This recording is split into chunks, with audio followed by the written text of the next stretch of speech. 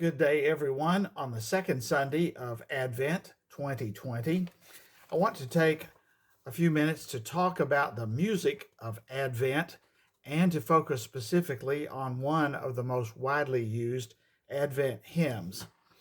The Advent section of our chalice hymnal stretches from number 119 to number 142, containing 24 hymns, readings, and responses. Following that, the Christmas section contains almost 30 selections, and if you include the 6 Epiphany selections that follow, we have about 50% more material in our hymnal for Christmas than we do for Advent. Now, why would I mention this? It is slightly ironic in that we celebrate Advent for 4 Sundays, spanning nearly a month from Advent 1 until Christmas Eve, while Christmas season proper includes only 12 days. So we have just one song per day for Advent, but we have 3 for each day of Christmas. Little wonder that we barely have time to sing all our favorites. Some folks are sticklers for tradition and sing only Advent hymns right up until Christmas Eve. Others hardly make a distinction and begin singing Advent and Christmas songs together right after Thanksgiving.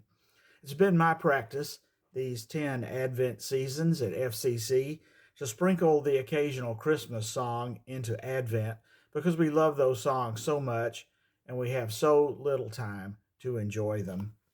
That said, it is important that we not overlook the music of Advent, nor rush Advent and rob Christmas Eve and Christmas Day of their significance. In his sermon this week, Brother Gary Winkler reminded us how vital it is that we prepare for vital daily events. Even making preparations for our daily devotional time by writing out a prayer list and carefully selecting something to sing or read. As Lent precedes Easter and calls for its own practices and unique music, Advent prepares us for Christmas. The hymns of Advent prepare our hearts to receive the joyous songs of Christmas. Thus, I've chosen to use this best known of all Advent hymns today. O come, Emmanuel is the very first of our hymnal's Advent selections, and fittingly so. It is one of the more ancient texts in the hymnal. Only let all mortal flesh keep silence, and lo, how a rose ere blooming are more ancient within the Advent section of the hymnal.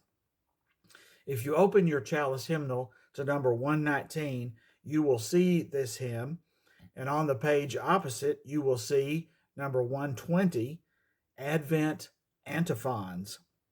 It is a happy coincidence that these selections appear side by side because the antiphons are in fact the original source for the text of this hymn. I'll show you this in the hymnal.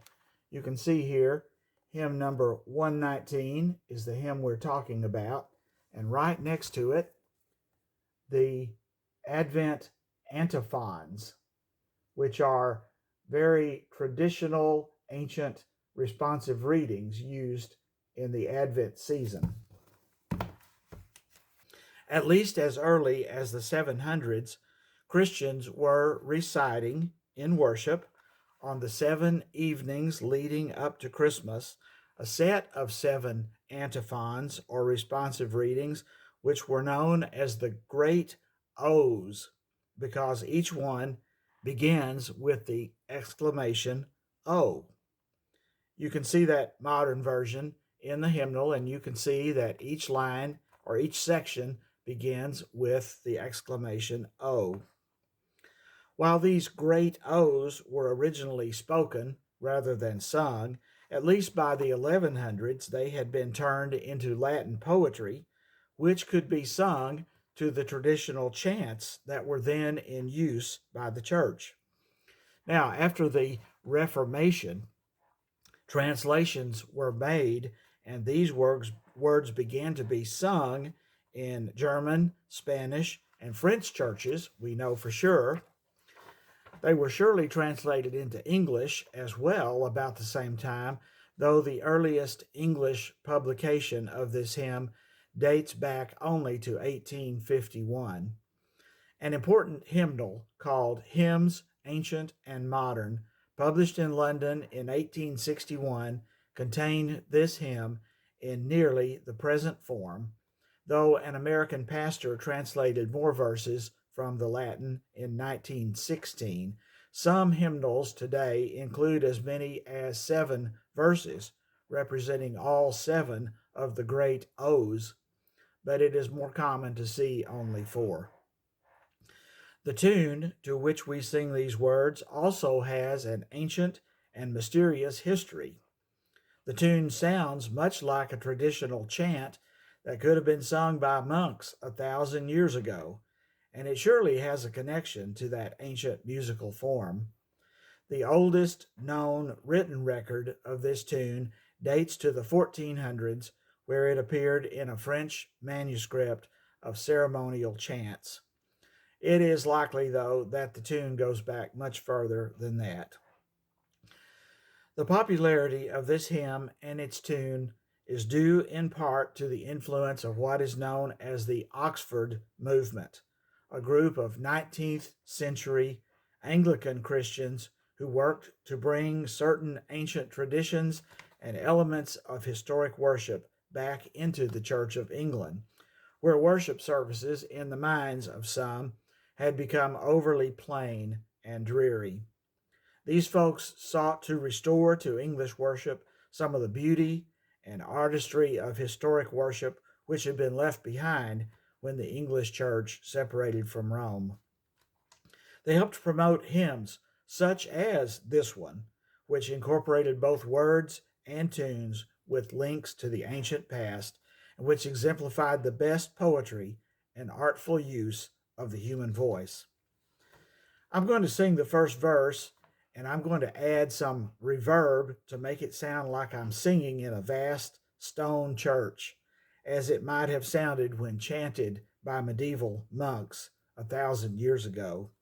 Then I'll play a verse of it on the organ, and you can sing more of the words or just enjoy the tune and think of the generations of Christians over the centuries who have anticipated Christmas while chanting or listening to this hymn. And let this music, even if slightly somber, prepare your heart to receive the joys of the coming season.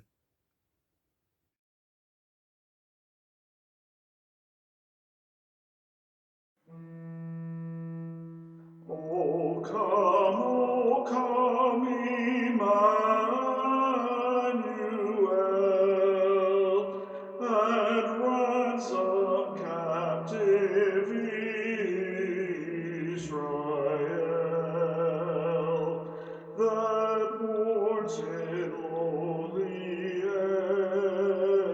exile here, until the Son